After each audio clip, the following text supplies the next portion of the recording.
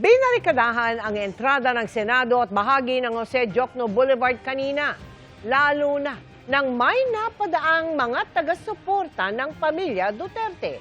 Nakatutok si Ian Cruz. Biglang nagtakbuhan ang mga pulis para barikadahan ang entrada ng Senado pasado alas 11 ng umaga. Napadaan kasi ang motorcade ng Duterte supporters sa kahabaan ng Jose Diokno Boulevard. Kaya saglit lang, nabarikadahan ng mga pulis ang kalsada sa harap ng Senado.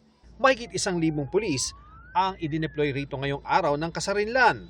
Pero maximum tolerance pa rin ang pinaiiral nila kahit naka-full alert status. Naka-heightened security alert naman ang Senado kasunod ng intelligence info mula sa National Bureau of Investigation o NBI na may nagbabalak umanong manggulo sa Senado. Posibleng may kinalaman umano ito sa 18 nagpakilalang dating bodyguard ni Zaldico, bagay na pinasinungalingan ng kanilang abogado. Nakipag-ugnayan na rin ang Senate Office of the Sergeant-at-Arms o OSAA sa National Intelligence Coordinating Agency o NICA sa Sandatahang Lakas at Pambansang Pulisya para beripikahin ang umano'y banta. Hininga namin ng update dito ang Direktor ng National Capital Region Police Office o NCRPO.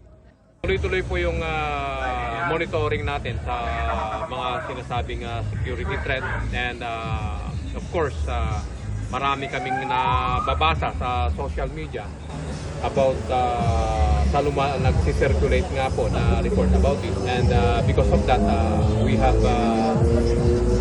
enhanced our security po sa labas sa langit.